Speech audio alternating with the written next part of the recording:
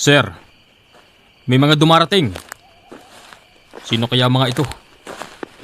Hindi ko gusto nararamdaman ko sa mga yan. Magsigsihanda kayo. Magandang gabi sa iyo, Tenyente, at sa lahat ng mga sundalo mo rito. Ako si Tandang Zacarias. Kapatid ko si Jonas. Ang taong biktima ni Tandang Valencia sa pamamagitan ng pangbabarang.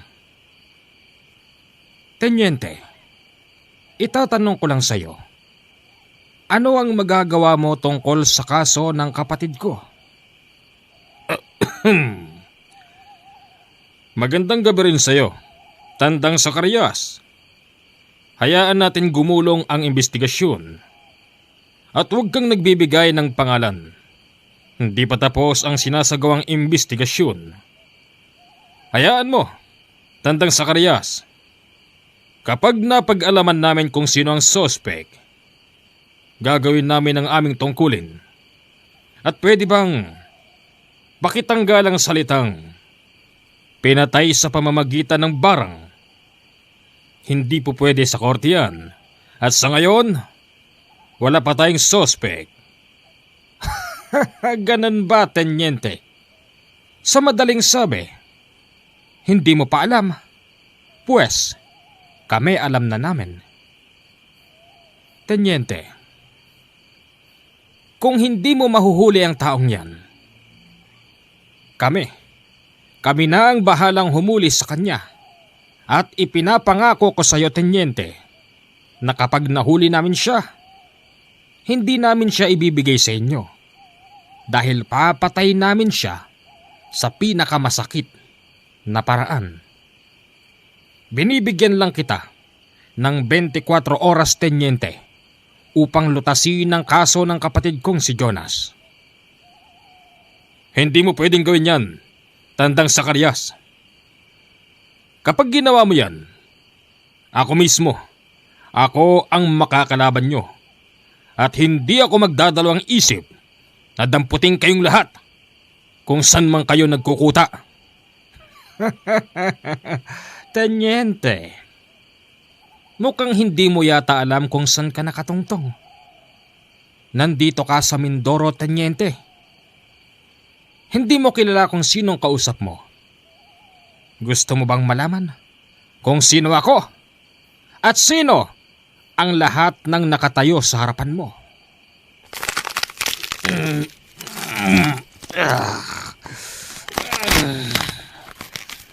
Nakita mo, Tenyente? Lahat kami rito nagpapalit ng anyo.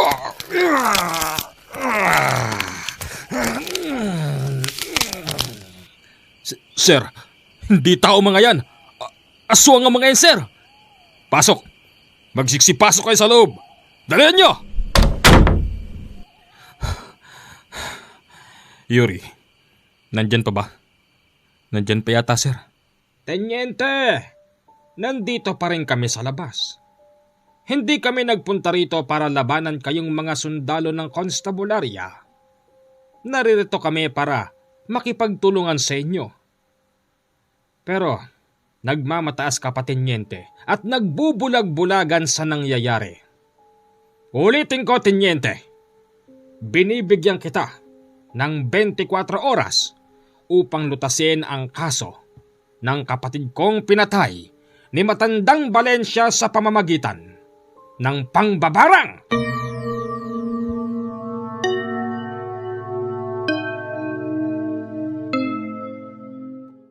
Bago natin simulan ang kwento, please paki-like po ng ating video at sa mga bagong taga-subaybay, mag-subscribe na bilang suporta sa ating YouTube channel. At aking ding ipapaalala na ito lang po ang nag-iisa kong YouTube channel na merong 230,000 subscriber at merong naka-check na badge. Pagpapatunay na ito po ay verified sa aking pangalan. Siguraduhin dito lang kayo nakikinig at hindi sa mga magnanakaw at nagre-re-upload ng ating mga video. Tara at sundan na natin ang napakagandang kwento. Sir, umalis na yata. Wala na sila. Hoy, Yuri. Sir, anong ginagawa mo? Sir, pinakikiramdaman ko yung suot kong medalyon. Medalyon? Yes, sir. Bigay ito sa akin ng lolo ko Bueno, mabuti naman at wala na sila. Yung mga kasama natin, hindi pa nakakabalik dito. Meng, sir, Yuri, sir, kung kayo tatanungin ko, naniniwala ba kayo sa sinasabi ng matandang Zacarias na yun? Sir, kung ako lang po, naniniwala ako na totoong pinatay sa pangbabarang yung biktima. Kasi tignan nyo naman, dinala natin sa morgue pero walang tigil ang paglabas ng mga uod at mga insekto sa katawan. Kung ganoon, naniniwala ka talaga? Yes, sir. Dahil apo ko ng albularyo.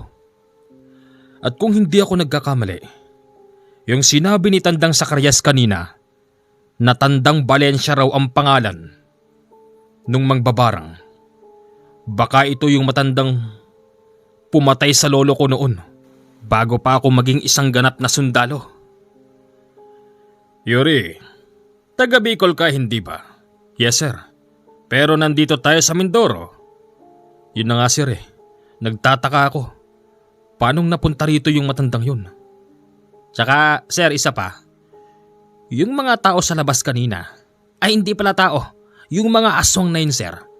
Parang sa nakikita ko, napakalaki ng alitan ng angkan nun tapos angkan nung Valencia. Ganito na lang. Bukas, darating ang intel natin. Ipapahanap ko rin kung saan matatagpuan ang matandang yun.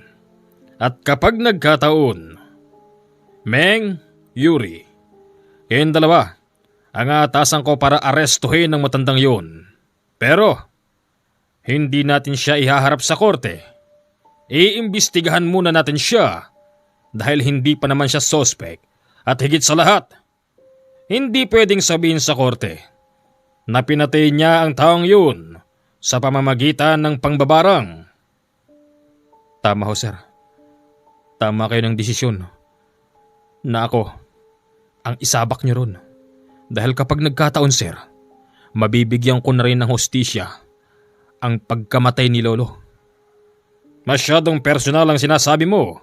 Alam mo namang, pero sir, sinabi niyo na kanina Huwag niyo na akong alisin. Dalaw na lang kami ni Meng ang aaresto ron sa matandang yun. O sige. At pagsapit ng kinabukasan, hindi pa man sumisikat ang araw, may dumarating ng isang intel. Meron itong dalang papel at pinapakita sa tenyente. Pagkatapos noon pinatawag si Meng at si Yuri. Sir, ano pong balita, sir? Heto na! Hawak ko na ang intel report kung saan matatagpuan ang matandang yun. Totoo nga, nandito, dito sa Mindoro, si Tandang Valencia. Heto ang profile ng taong yun. Sir, tama. Siya nga. Siya yung matandang pumatay sa lolo ko bago pa ako noon magsundalo. Kung ganoon, Yuri, gawin mo ang nararapat. Meng, kayong dalawa magka-partner dyan. Sir, ano naman kung umalma yung pamilya nun? Walang pamilya yun, Meng. Ibig kong sabihin, wala tayong dalang warrant. Anong gagawin natin? Baka mamaya makakasuhan tayo niyan. Ma-human rights violation pa tayo niyan, sir. Hoy, Meng, huwag ka na ngang kumibo dyan. Akong bahala. Yuri, may katwiran si Meng. Wala tayong dalang warrant. Lalabas na kidnap. Ganito ang gawin nyo. Para na rin sa makaganti ka na rin. At kung sakali mang totoo ang sinasabi ni Tandang Zacarias na siya ang suspect, ididiin natin siya sa ibang kaso, pero hindi sa kasong pangbabarang. Nagkakaintindihan ba tayo? Yes, sir. Yes, sir. At kapag nahuli niyo siya, dalhin sa safe house para maimbestigahan. Yes, sir. Kinabukasan ng tanghali, lumakad na si Meng at si Yuri. Hawak ang report kung saan matatagpuan ang matandang Valencia. Padilim na nang marating nila ang tagong kubo ng matanda. Mula doon sa kanilang pinagkukublihan, dinig na dinig ng dalawa yung malakas na hagalpak ng matandang babae sa loob ng kubo.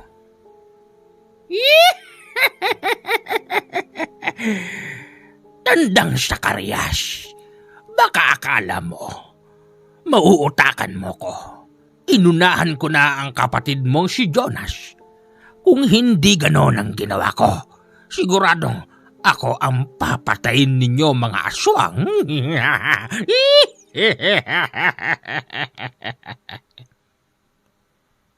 Yuri, oh, narinig mo yun?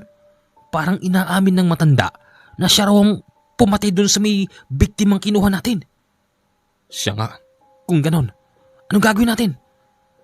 Baka mamaya pati tayo barangan yan. Meron akong medalyon. Ikaw lang ang wala.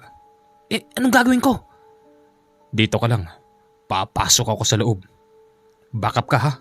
Sige. Pagpasok ni Yuri sa bintana, hindi siya agad naramdaman ni matandang Valencia. Uubusin ko kayong mga aswang dito sa Mindoro bago ako umuwi ng Bicol. Ano? Nakita mo na ako? Sino ka? Anong sino ko? Hindi mo ba ako natatandaan? Wala akong kilalang ganyang muka. Pues, ipapaalala ko sa'yo. Ako si Yuri. Taga Bicol. Lolo ko, si Lolo Palomo. Isang albularyong mabait, matulungin sa aming baryo. At ikaw ang pumatay sa kanya. Tandang-tanda ko, Tandang Valencia, kung paano sinalpok ng napakaraming insekto na nagmula sa katawan mo papunta sa katawan ng lolo ko na siyang naging dahilan ng kanyang pagkamatay. Natatandaan ko na. Lolo mo pala siya. Tandang-tanda ko kung paano kainin ng mga alaga kong insekto ang walang kwentang katawan ng lolo mo. Tignan mo nga naman. Isa ka na palang ganap na sundalo. Oo, at hindi ko lubos akalain, Tandang Valencia, na magkikita pala tayo rito sa Mindoro. Ang layo ng narating mo, at kahit saan ka pumunta, meron ka palang kaaway. Pero ngayon, sasama ka sa akin sa ayaw at sa gusto mo. Oo, isa kang mataas na uri ng mangbabarang, pero nasisiguro ko nababaon sa katawan at ulo mo ang bala ko. Sige, talikod! Naaresto ni Yuri si Tandang Valencia, pero bago sila umalis sa loob ng kubo, tinawag niya si Meng at inutusan na patayin ang mga nakasinding kandila. Tapos, yung mga boteng may laman na iba't ibang klasing uod at insekto, binasag ni Meng at yung ibang gamit sinunog. Mga walang hiya kayong mga sundalo kayo. Hindi nyo alam kung sinong kalaban nyo. Tumahimik ka na, tanda. Tutuldokin pa kita ng baril sa mukha eh. Uy, ang aking tagapagtanggol. Anong tagapagtanggol? Hala, sige, lakad! Sinakay nila sa jeep owner ang matandang Valencia. Nakatakbo lang sila ng kulang kalahating oras. May nadaanan silang napakagubat na bahagi. Tapos halos walang dumadaan. Oh, Yuri, ba't hininto mo, buddy? Huy! Buddy, naalala ko yung sinabi ni Teniente. Tataniman natin ng ibang kaso matandang to. At hindi natin siya pwedeng iharap sa korte kapag ang kaso ay pangbabarang. Oh, anong problema doon? Buddy, meron kaming personal na problema. Pinatay niya ang lolo ko. Kitang-kita ko ng dalawang mata ko kung paano pinapak ng mga insekto ang katawan ng lolo ko. Teka buddy, ano bang ibig mong sabihin? Hoy tandang Valencia, huwag kang magtulog-tulugan dyan. Buddy, ibaba mo. Ano bang gagawin natin buddy? Basta ibaba mo! Okay, sige. Nang ibaba si Tandang Valencia, nakaposas pa rin ito at pinalakad sa gawi doon. Buddy! Ano gagawin mo dyan, buddy? Huwag kang makikialam dito, Meng! Bakit? Sundalo, sa palagay mo ba, mapapatay mo ko? At bakit hindi? Subukan mo kung kaya ng baril mo.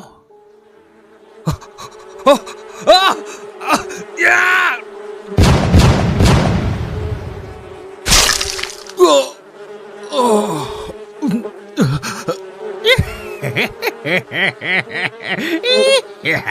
Ngayon, alam mo na kung sino si Tandang Valencia. Buddy? Buddy? Anong ginawa mo sa kanya? Huwag kang makikialam. Hindi ba sinabi ko sa'yo, ikaw ang aking tagapagtanggol? Ang dami namang insekto na ito! Kunin mo na ang kasama mo at bigyan mo ng maayos na libing.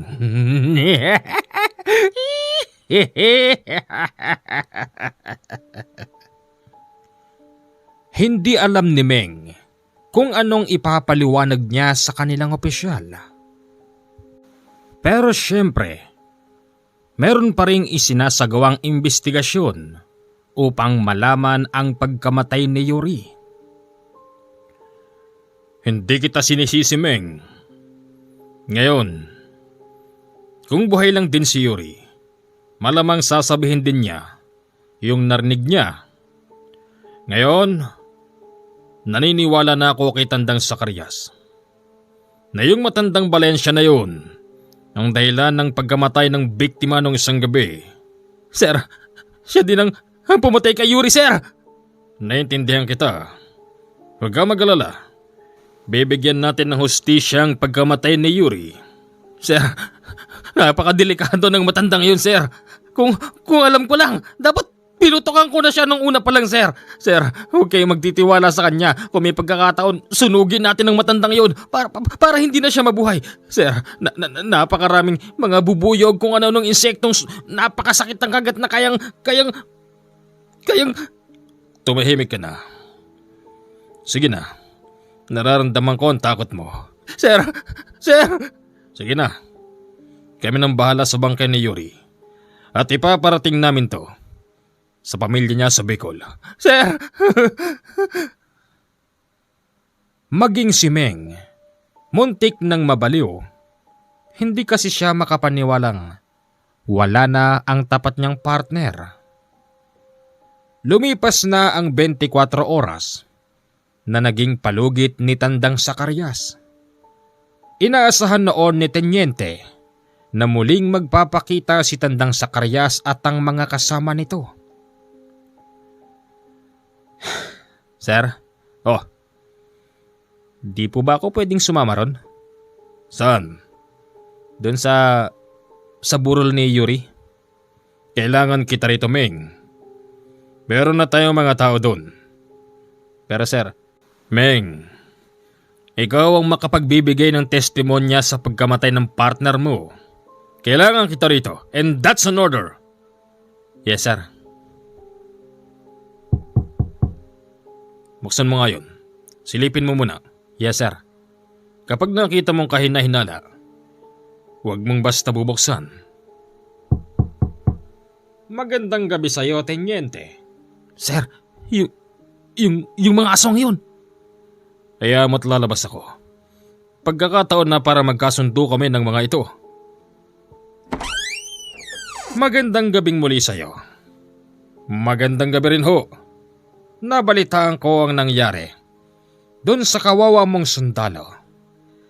Tenyente, ako'y nagpapasalamat sa'yo kasi Mukhang sinunod mo ang gusto kong mangyari. Ang bigyan ng hustisya ang pagkamatay ng kapatid kong si Jonas. Kami naman ho, kahit magbuwis kami ng buhay, para sa tungkulin namin sa bayan gagawin namin. Magaling. Ayos, yan ang gusto kong marinig. Yan ang opisyal. Pero tenyente, nabigo ka. Sa usapan natin, ngayong hindi mo mahuli si Tandang Valencia at namatayan ka pa ng isang tapat na sundalo, ako at ang mga kasama ko ang gagawa ng paraan. At isa pa, malaking bagay yon para sa mga taga-konstabularya na katulad nyo. Dahil ikaw na rin ang nagsasabi, tenyente, na hindi natin pwedeng gamitin sa korte yung ikakaso laban sa kanya. Ipaubaya mo sa amin to, tenyente. Hayaan mo kami.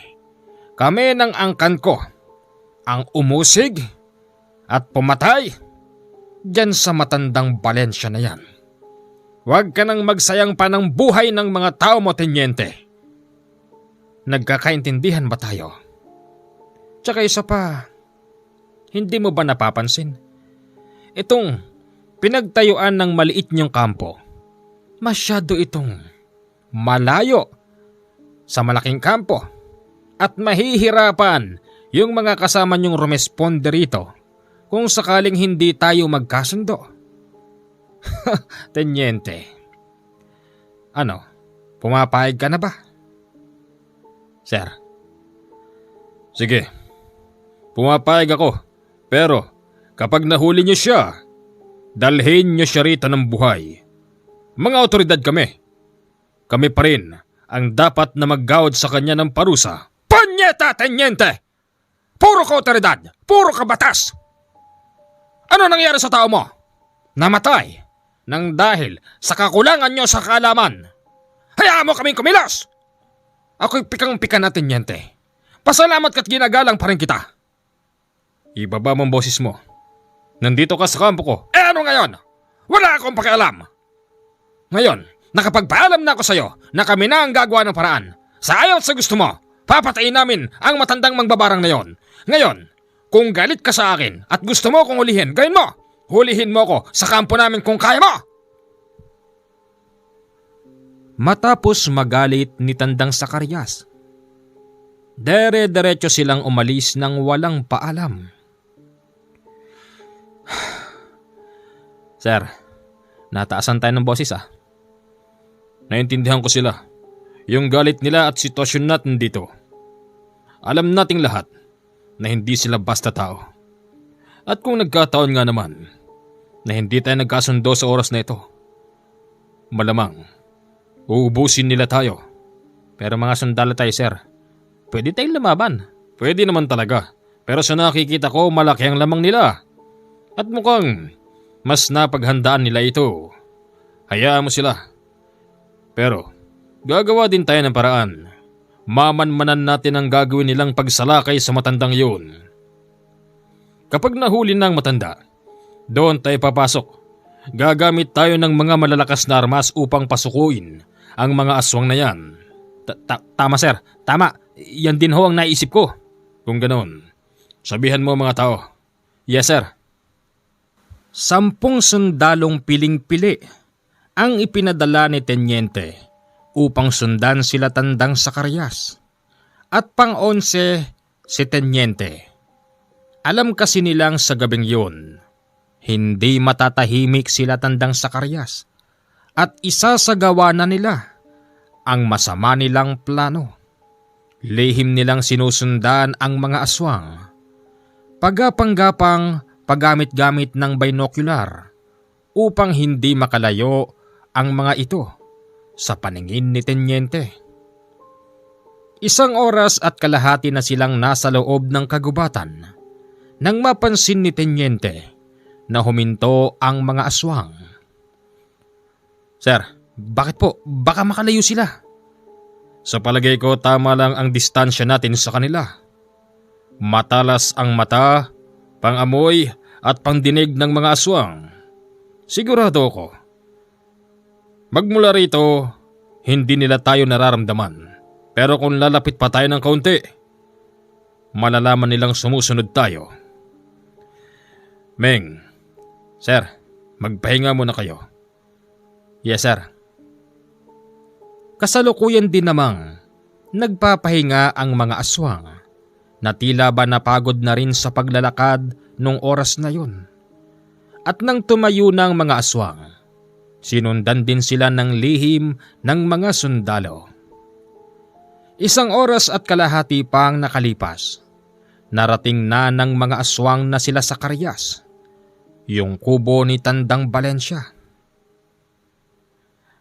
Meng, tignan mo nga rito. Yan ba'y kubong pinuntahan nyo ni Yuri? Patin nga po, sir. Opo, yan nga po yun. Kung ganoon, dito lang tayo. Akong bahalang magmamonitor sa kanila. Magsigsihanda kayo kapag sinabi ko sa inyong susugod na tayo. Sumugod tayo agad. Hindi natin hayaan na mapatay ng mga aswang na yon si Tandang Valencia. Sinimulan na nila Tandang Zacarias ang pagpasok sa bahay. Paglabas ng mga ito, wala roon si Tandang Valencia. Kitang-kita ni Tenyente ang sitwasyon dahil ang binocular niya ay nanggaling pa sa ibang bansa na issue rin sa konstabularya. Sir, ano nang nangyayari? Wala si Tandang Valencia. Nagtatago mga aswang at sa palagay ko, inaantay ng mga ito na darating ang matanda. Sige sir, sana nga. Kalahating oras pang nakalipas, nakita na ni Tenyente sa kanyang binocular ang matandang Valencia na naglalakad papalapit sa kanyang kubo. Ganito naman ang naging sitwasyon doon. Valencia! Sinasabi ko na nga bang dito ka nakatira? Hindi ko akalain, sa Karyas na buhay ka pa pala. Sa dinami-dami ng ginawa kong ritual, hanggang ngayon nakakatayo ka pa rin? Alim, sige, yung ipinangako mo sa akin gawin mo na. Humanda ka sa akin, matanda ka. Ako ang papatay sa'yo. Sumugod si Alim, pero bago pa man ito makalapit, nakita nilang may sumalubong dito na isang kapwa nila. Pero ang kaibahan, meron itong malaking pakpak na kulay itim. Tinangay nun si Alim papunta sa mataas na bahagi at hindi nagtagal, nilaglag si Alim papunta sa harapan ni Tandang Zacarias at putol na ang katawan. Kuya,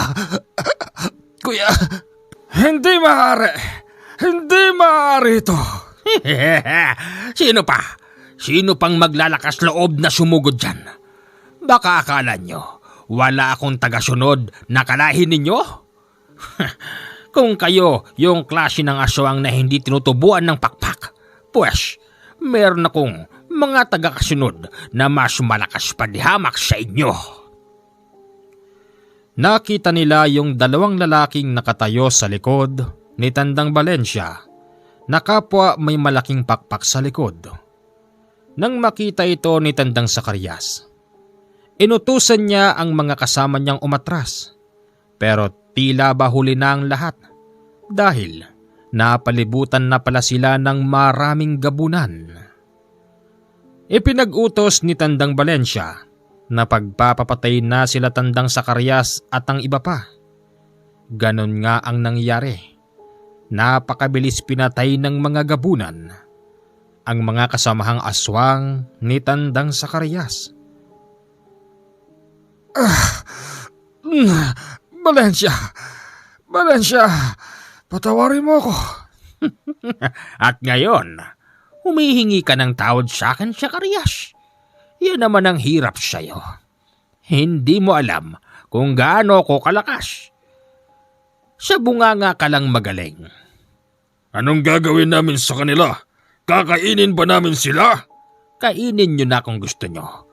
Hindi ba't hayok din kayo sa laman ng kapwa ninyo aswang? O sige. Wag!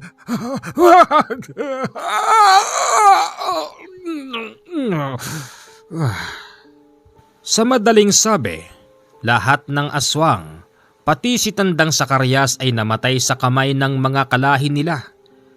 Mas matataas na lahi kasi ang mga gabunan. At kitang-kita yon sa night vision binocular na gamit ng sundalong tenyente. Lintik! Bakit sir? Patay ang lahat ng aswang. Ano? Pero, sir, isang matanda lang yun. Yun na nga eh. Yun ang akala natin.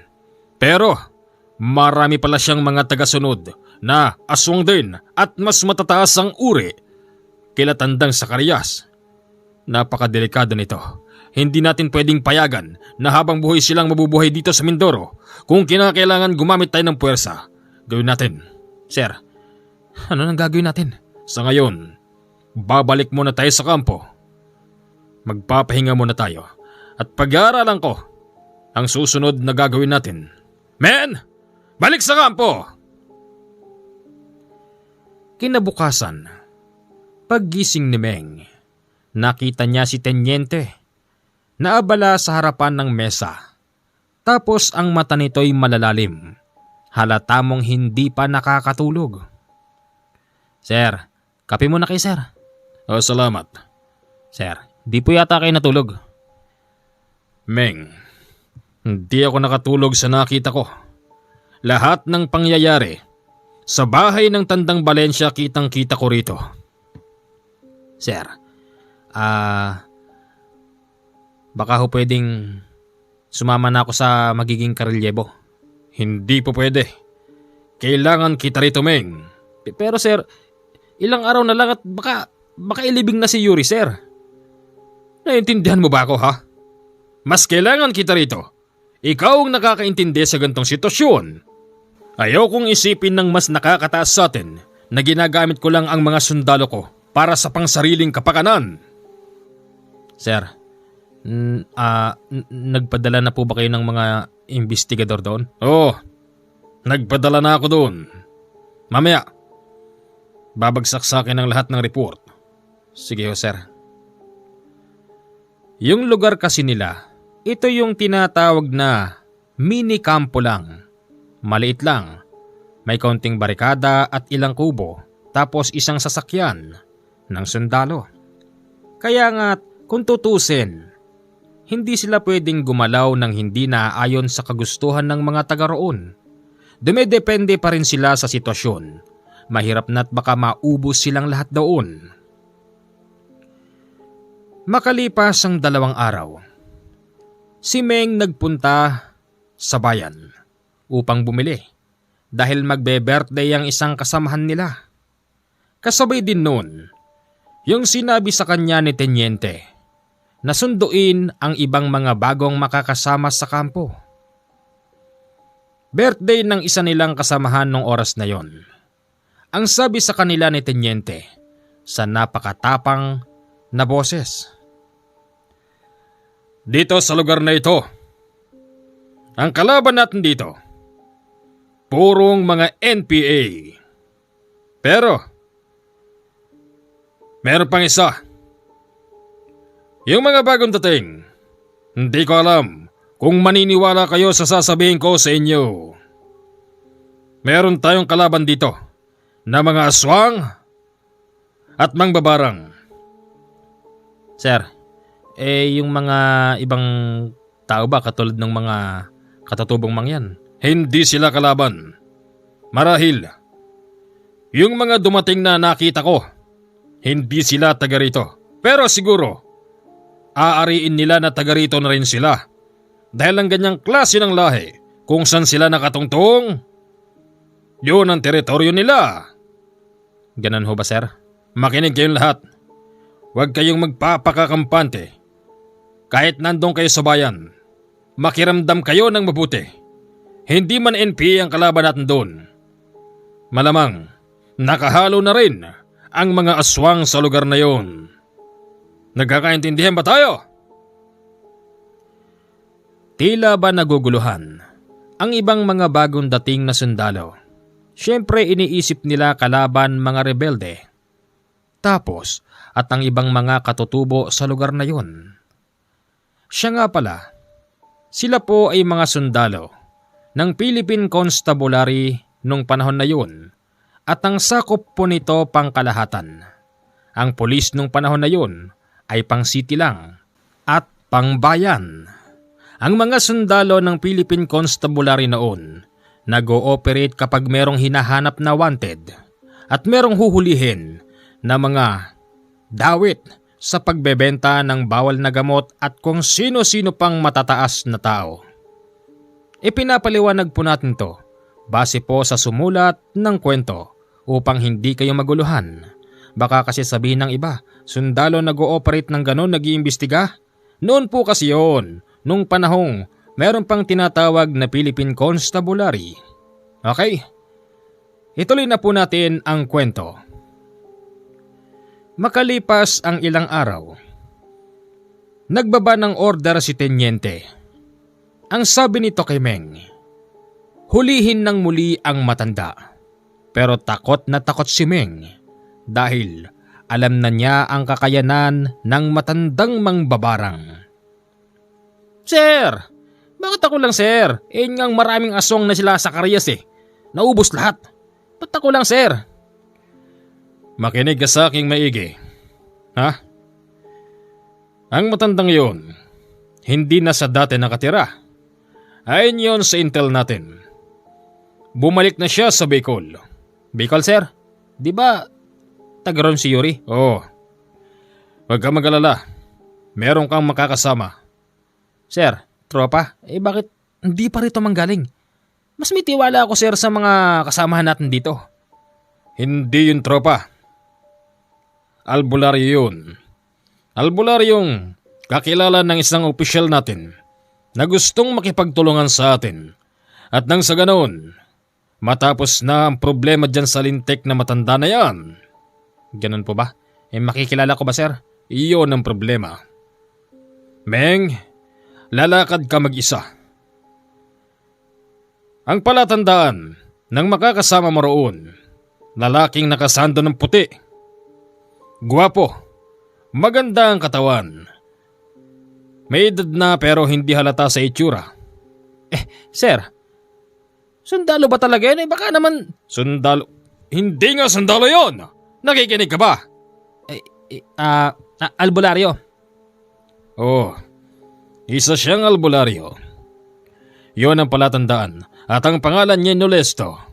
Nolesto? Isa. Sige sir, tatandaan ko yan. Lumakad ka na. Iko-coordinate kita sa Provincial Command. Doon sa bayan na yun. Yes sir. Mula Mindoro, lumipad si Meng papunta ng Bicol dahil naroroon ang subject niya. Narating ni Meng yung isang liblib na baryo kung saan nagtatago ang matandang Valencia. Tao po. Ano po yon? Magandang gabi ho. Pasensya na ho kayo, naabala ko yata kayo. Oo nga natutulog na kami kuya. Bakit po ba? May tutulong po ba ako sa inyo? Malaki po. Galing kasi ako ng Mindanao. Tapos dito ko yata matatagpuan yung kapatid ko. Medyo malong pala tong liblib na baryo na to, no? Wala akong matuluyan Tsaka, tatanong ko muna kung kilala mo ba si… Ito, tong nasa larawan. Ay, hindi Pero, dito ko raw siya matatagpuan. Sexy, yummy, bango mo naman. Pwede bang kahit mag-upa na lang ako ngayong gabi? Wala kasing hotel dito Ay, ganun ba? Sige, pasok ka. Dito ka, huwag ka mahiya. Salamat. Kung ano-ano na lang ang sinabi ni Meng nung gabing yon para lang meron siyang matuluyan. Pero ang totoo nun, yung bahay ni Tandang Valencia malayong malayo pa. Sa bahay ng baklang, kausap niya ng gabing yon. Salamat dito Teka, parang nag-iisa ka yata rito. Oo, kasi wala na sila Iniwan na nila ako kasi bakla daw ako. Wala daw akong pakinabang. Ganon? Sobra naman pala yung mga yon. Dapat ipakita mo sa kanila na talagang kahit bakla ka, meron kang mararating sa buhay. Ay talaga! Kita mo naman meron akong sariling bahay. Yung mga mayayabang na mga kapatid ko, ayun, hanggang ngayon, doon pa rin nakatira sa kabundukan. Ayos pasensya ka na. Okay lang yun. No ka ba? No problem. Siya nga pala, anong pangalan mo? Meng. Ako si Meng. Ako naman si Tinay. Tinay? Alam mo, nung una, akala ko babae ka eh. Pero, napag-alaman ko na rin kasi napansin ko medyo may bumubukol dyan sa, yung boxer mo na yan. Ay nako, pag nagalit yan, baka tuklawin ka niyan. Tinay, tama di ba? Bakit? May iba tayo. May kilala ka ba ritong matanda ang pangalan Valencia? Bakit? Ba't hinahanap mo yung matandang mangbabarang na yon? Bakit? Tinay, meron kasi akong tiwala sa'yo. Sa palagay ko, magkakasundo naman tayo eh. Tungkol ba saan? Ano ba talagang pakay mo rito? May hinahanap ka bang kapatid o Tinay? Isa akong sundalo. Kaya ako naririto para sana alamin ang background ng matandang yun. Nako! Sundalo ka kamo? Baka mapano ka. Ibang matandang yun. Ang matandang yun, iniiwasan, kinatatakutan. Bakit ba? Ano bang gagawin mo? Huhulihin mo siya? Pinatay niya yung partner ko. At ako'y napagutusan lang din. Sinong partner? Si Yuri. Si Yuri! Oo, kalilibing lang noon. Kaya nga. Pero, nandito ba talaga ngayon yung matanda? Hindi ko nakikita. Pero, dito lang naman yun. Di naman yun lalayo. Kung lumayo man, tsak na babalik din siya rito. Kasi, nandito ang kanyang hometown. Ganun ba? Alabang naargabyado sa inyo? Sa pamilya namin? Mula dun sa matandang yon? Nako, malaki. Malaking-malaki ang kasalanan sa amin ng mangbabarang na yon. Kung di mo lang naitatanong, ang huling namatay yung tito ko. Kasi yung tito ko, sinugod siya sa bahay. Galit na galit sa kanya kasi siya ang pinagbibintangan na pumatay dun sa may alaga niyang kalabaw. Paano ba namang hindi siya pagbibintangan? Isipin mo, yung alagang kalabaw ng tito ko, natagpo ang patay, tapos dun sa katawan ng kalabaw, ang daming lumalabas na mga uod. Mga malalaking kung ano-anong insekto na may mga matatalim na paa at ngipin. Sino ba mangbabarang dito sa amin? Hindi ba siya lang? Kaya sa galit ng tito ko, sinugod siya. Ang masama nun, pati yung tito ko, namatay. Napatay yung tito mo? Oo, napatay siya.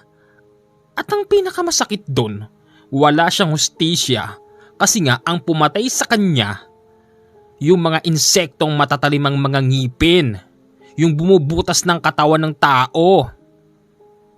Ganun ba? Huwag ka mag-alala. Meron naman siyang shoot to kill order.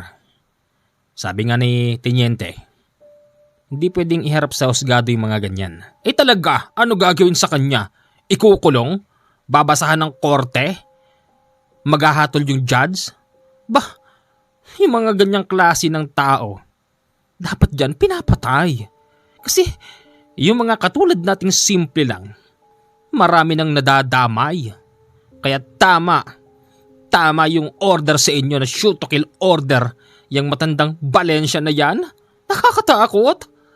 Tsaka, alam mo ba, maski isang tao rito, walang kasundo yan. Yun ngang matandang kumakalaban sa kanya noon, pinatay din niya. Ganon ka walang hiya Ang matandang yon. Salamat ah. Teka, saan ka pupunta? Magpapahinga na. O sige, makakaasa ka. Bukas na bukas ipagluluto kita. At saka nga pala, kung gusto mo kung makasama para hulihin at tapusin ang matandang Valencia na yan, pwede ako. Nako, hindi na. Sa akin lang ang lakad na to. Hindi. Makakatulong ako sa'yo. Mas kabisado ko ang lugar na ito. Tsaka alam mo, hindi ka pa man dumarating. Pinagplanuhan ko na yung matanda na yan eh.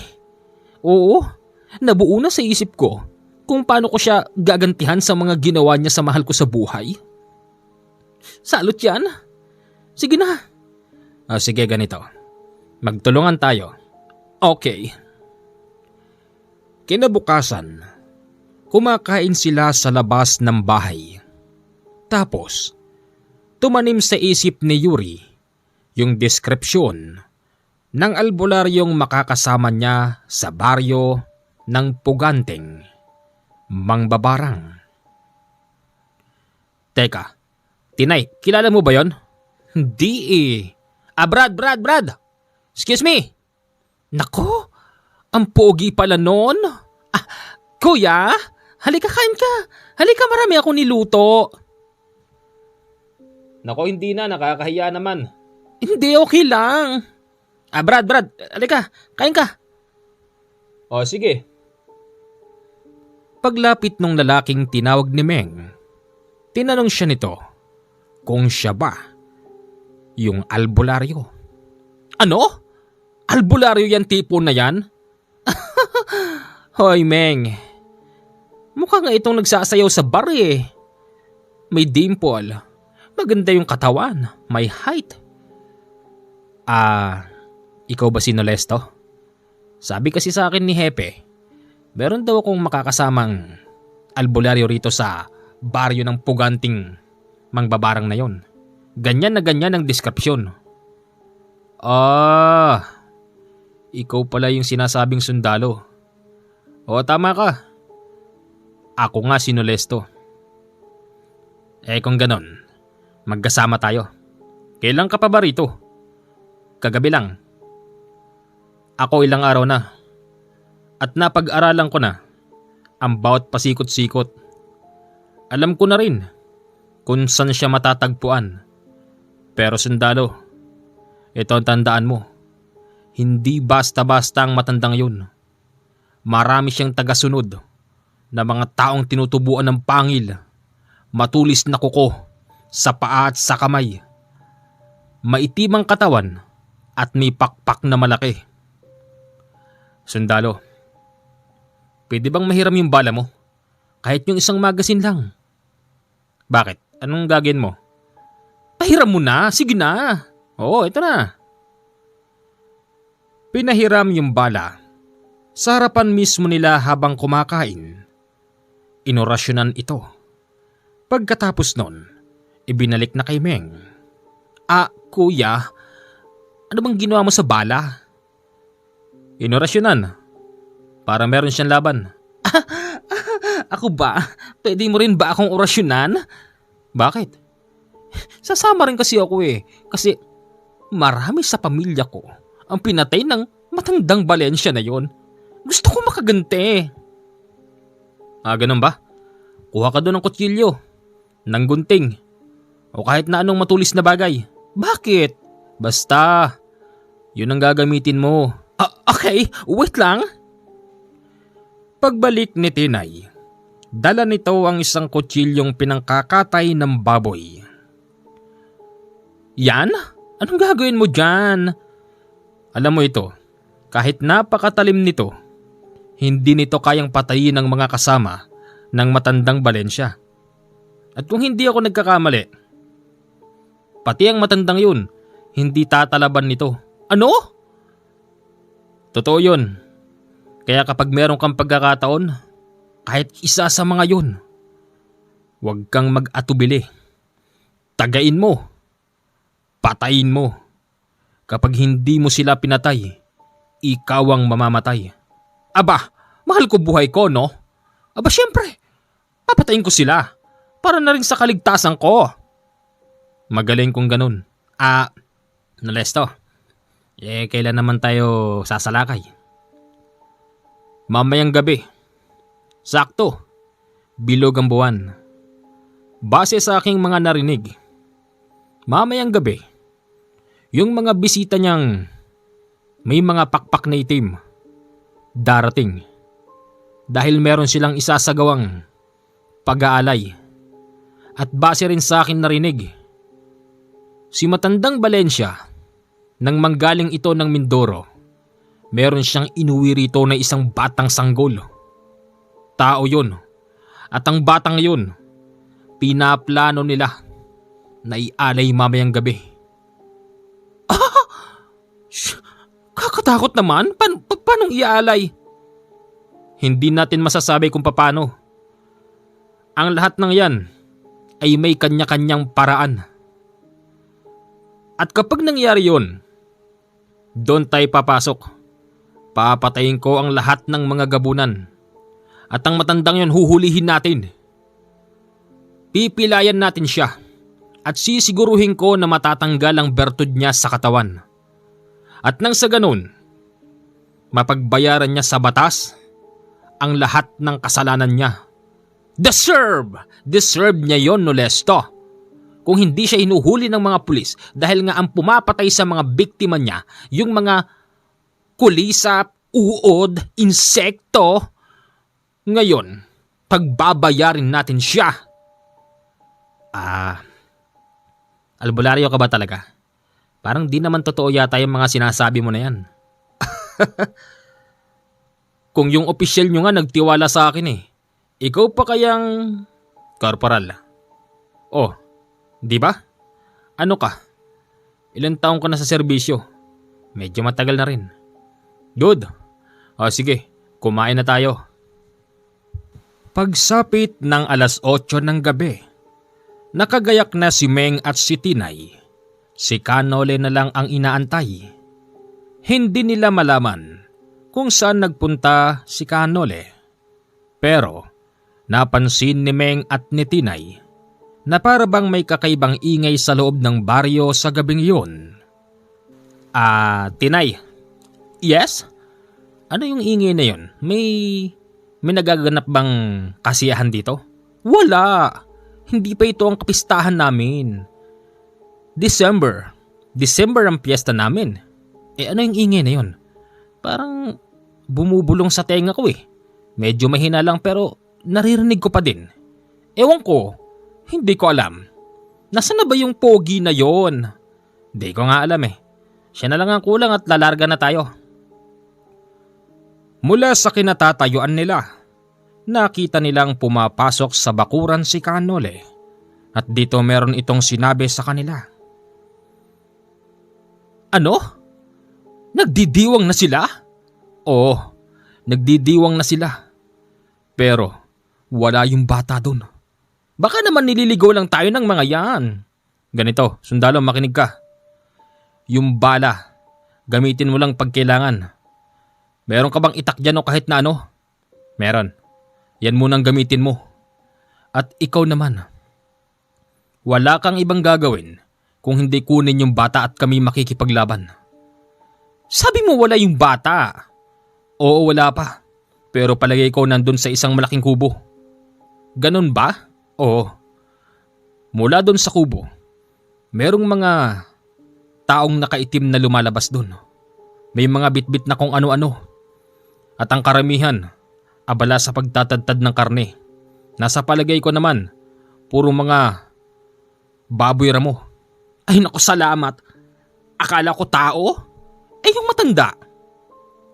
Hindi ko rin siya nakita pagsapit ng dilim. Pero nang maliwanag pa, nakita ko siya. Palakad-lakad siya na para bang hindi rin mapalagay. Parang iniisip niya na mayroong mangyayari. O sige, G! Gora na tayo! Tara! Mag-iingat lang kayong dalawa. Pero bago tayo umalis, gusto ko, mag-alay muna tayo ng panalangin. Yan ang gusto ko! Hindi nakakalimot sa itaas. Siyempre naman, yan ang magliligtas sa atin. Nagpanalangin nga muna sila bago umalis. Pagkatapos nun, lumabas na sila ng bakuran ni Tinay. At habang naglalakad sila, pansin nila ang kakaibang katahimikan hanggang sa nakarinig sila ng malakas na sigaw ng babae. Ano yon? Saan nagmula yon? Doon yata eh. Tara, puntahan natin. Mabilis silang nagtatatakbo doon hanggang sa nasalubong nila yung babaeng sumisigaw. Hubot-hubad yung babae, hindi naman buntis. Tapos, merong lalaking sumusunod sa kanila.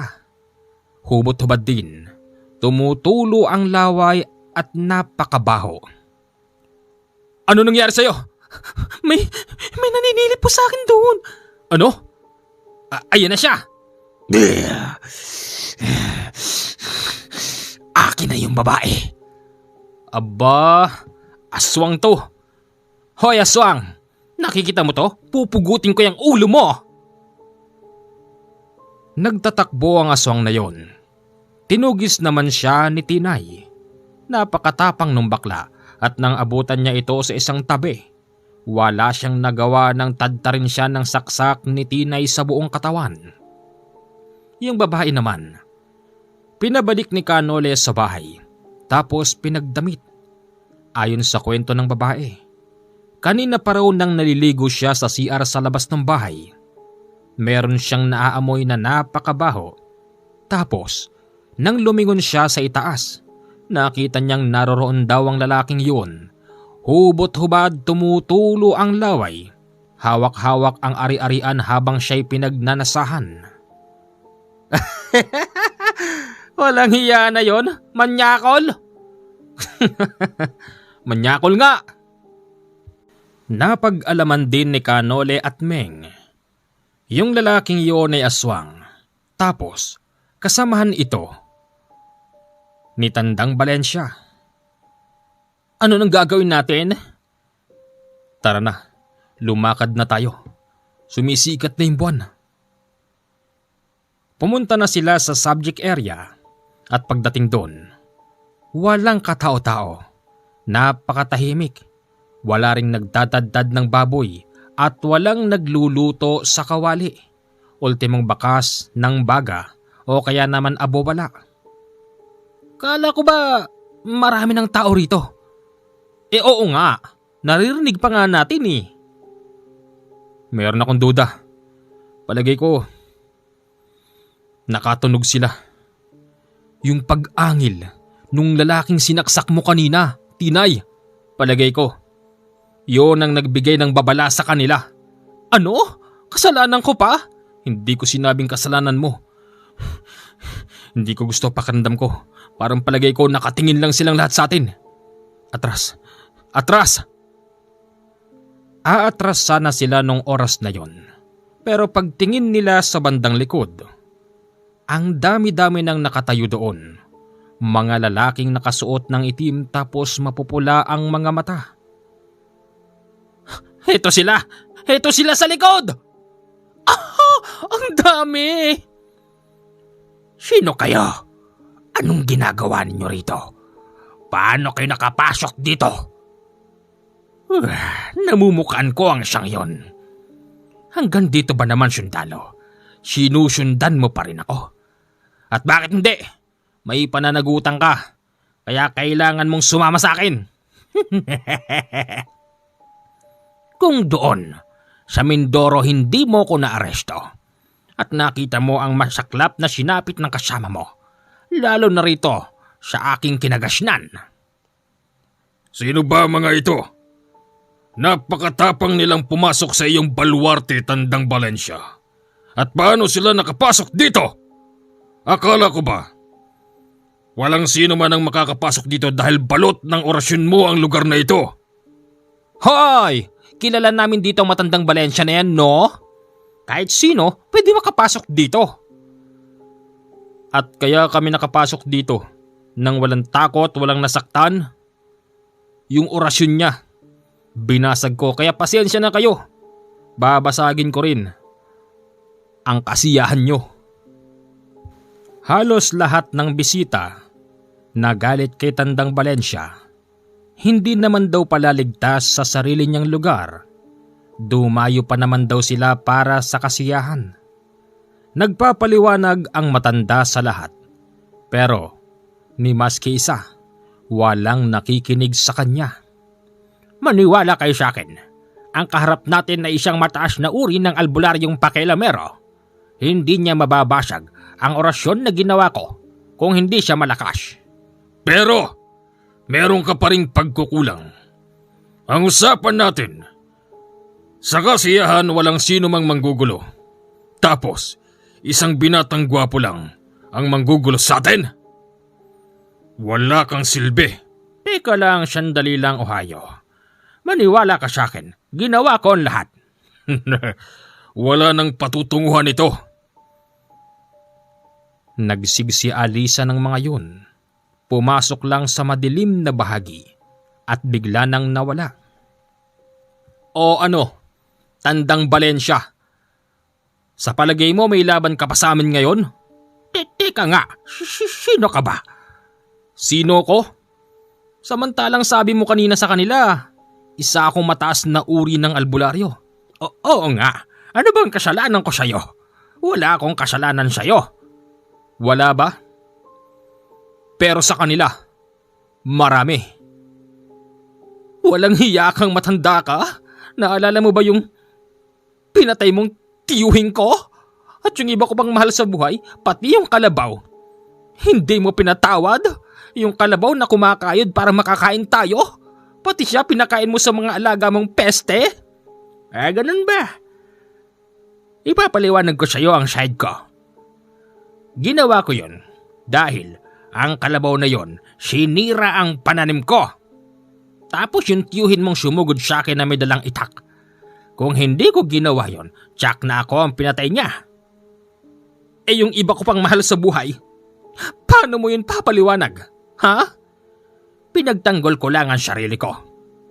Ganun lang yon. Yung pagpatay mo sa kasama kong sundalo, paano mo yun papaliwanag? Ano? Hoy, yung lolo niya may kasalanan sa akin. Matagal nang lumipas ang panahon na yon. Dapat ay nagkapatawaran na kami. Pero hindi ko lubos akalain na magkikita pala kami sa Mindoro. Nakita mo naman kung paano niya ako pagbababarilin. Mabuti na lang talaga dahil hindi ako basta tinatalaban ng baril. Nang dahil doon, sundalo. Nang dahil doon, naligtas ako at napilitan akong ipakain siya sa mga alaga ko. At ikaw naman pakialamerong albularyo. Wala akong matandaan na may atraso ako sa iyo. Kaya ang tanong ko, bakit ka naririto? Bakit ako naririto? Oo. Wala kang kasalanan sa akin. Pero bilang isang sundalo ng hindi lang ng bayan. Sundalong walang sweldo. Sabihin na nating sundalo ko ng itaas. Alituntunin ko na wakasan ang mga katulad mo. Kaya kahit sabihin mo pa ng paulit-ulit na wala ka namang kasalanan sa akin, tungkulin ko pa rin burahin ka. Kaysa naman marami ka pang maidamay na mga simpleng tao lang. Kumanda ka sa akin.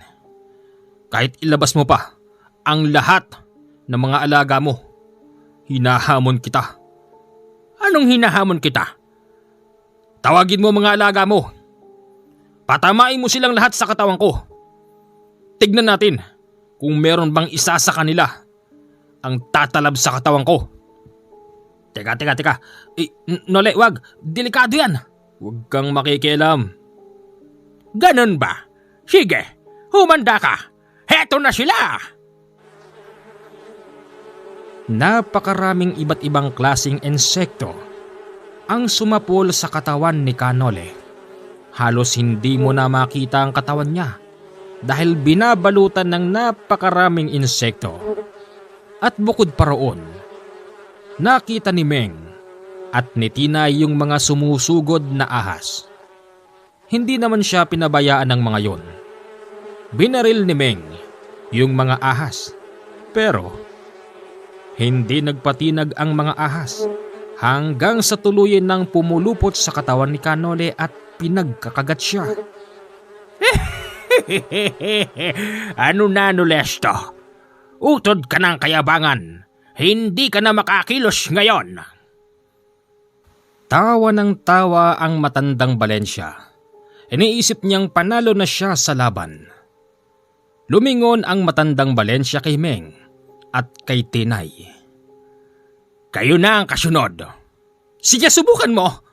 Akala mo natatakot ako sa iyo? Hoy, natatakot ka bakla. Bulol ka na. Nararamdaman ko ang takot mo. Ikaw, sundalo. Akala mo sa akin tanda, wala na akong alas? Nilabas ni Meng yung isang magasin ng bala na inorasyonan ni Canole.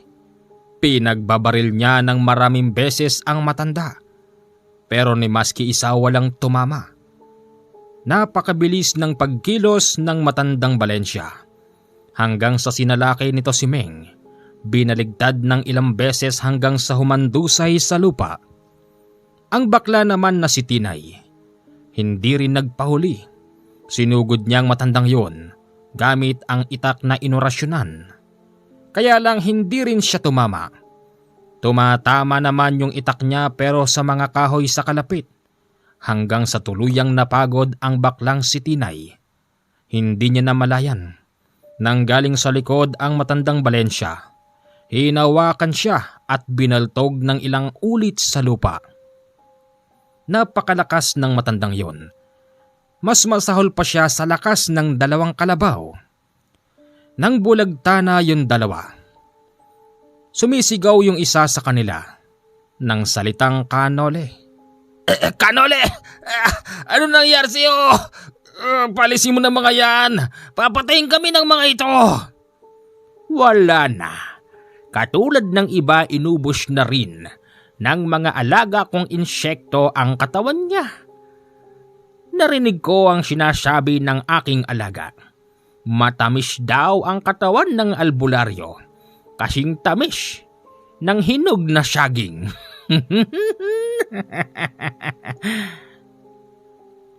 Natigil sa pagtawa ang matandang Valencia nang bumagsak si Canole. Kasabay noon ang pagliparan ng iba't ibang klase ng insekto. Anong nangyari? Hindi sinole ang kinain ninyo! Tama ka ng sinabi. Kasing tamis nga pala ng saging. Kasisahan ng saging ang pinagkalipunpunan ng mga insekto mo. Ano? Tama na palabas na ito, matandang Valencia. Tama na. Canole, yung pinag-usapan natin. Oo. Mabilis mang kumilos ang matandang Valencia pero hindi nagpadaig si Canole. Nadampot niya ito mula sa likod at nilak. Inutusan ni Canole si Meng na may kunin sa kanang bulsa. Yung makukuha niya pilit niyang ipasubo sa matanda. Nagtagumpay naman si Meng na kunin yun at ibinaon sa bunganga ng matanda. Maniwala kayo o hindi, kitang-kita nilang umusok ang katawan ng matandang Valencia. Kasabay noon ang kusang pagluwa ng bertud ng matanda. Hanggang sa ito'y nahulog sa lupa at mabilisang nasunog. Bandang huli, naging abo. Doon pa lang siya binitiwan ni Canole at sinabing, "Sige nga, tawagin mo nga uli yung mga insekto mo. Mag-orasyon ka nga." Wag na Canole, baka, wag ka mag-alala. Ginawa nga yun muli ng matandang Valencia. Pero sa pagkakataon na yun, wala nang dumarating. Meron mang palipad-lipad pero hindi sinasalakay sila Canole. Ganon, hindi ka namang babarang ngayon. Yung nahulog sa'yo, yan yata yung sinasabi noon ni Tito na makapangyarihang bertud mo. Kaya humanda ka sa akin ngayon, matandang Valencia, papatayin kita. Dahil sa alam ng matanda na wala na siyang kalaban-laban, nagtatakbo ito papunta sa sarili niyang kubo. Sinundan naman siya roon ni Tinay at walang awa si Tinay na pinagsasaksak sa katawan ng matanda. Si Meng nung mga oras na yon hindi na nakakilos. Maya-maya pa, sumisigaw si Canole at pinalalabas si Tinay. Lumabas naman si Tinay habang hatak-hatak ang dugoang matandang Valencia. Sinabi ni Canole na bitawan na ang matanda dahil mula sa itaas ng bahay, nakita nilang nagkakalipunpunan ang napakaraming iba't ibang klasing insekto. Alam noon ni Canole na yung mga insekto na yon babalikan ang katawan ng matandang Valencia. Dahil ang mga mangbabarang kapag namatay, walang ibang kakain sa kanya kung hindi ang sarili niyang alaga. At ganon nga ang nangyari. Pagkabitaw pa lang noon ni Tinay, sumalpok sa patay na katawan ng matandang Valencia ang libo-libong mga insekto. Kasabay din noon yung mga uod at ahas hanggang sa buto na lang ang naiwan sa matanda. Tapos na problema, Meng. Makakapag-report ka na uli. Salamat sa iyo, kaibigan. At ikaw naman, Tinay. Pwede mo nang sabihin sa mga kababari mo. Patay na ang matandang kinatatakutan dito. Salamat naman. At ikaw ang gumawa nun. Oo, alam ko yun. Makukulong ba ako? Makukulong ka kung merong ebidensya. Kaya lang, wala eh. May nakakita ba? Yung katawan ng matanda. Naging kalansay na lang. Kaya nga, salamat sa iyo, Pogi, kasi tinulungan mo kami. Wala yun. Sige kaibigan, ako nang bahalang gumawa ng report niyan. Paparating ko sa hepe namin. Okay. At dito na po nagtatapos ang ating kwento. Ang kwentong ito ay pinadala po sa atin ng anak ni Meng. Sa ngayon matanda na po si Meng. Sumulat po nito anak niya at si Meng po ang nagbabahagi ng kwento. 0948-5230-887 yan po ang aking Viber at WhatsApp account. PM na kayo dahil meron po tayong mga bagong gamit ngayon. Hanggang dito na lang po ang ating kwento at maraming salamat po sa walang sawang sumusubaybay sa ating mumunting channel.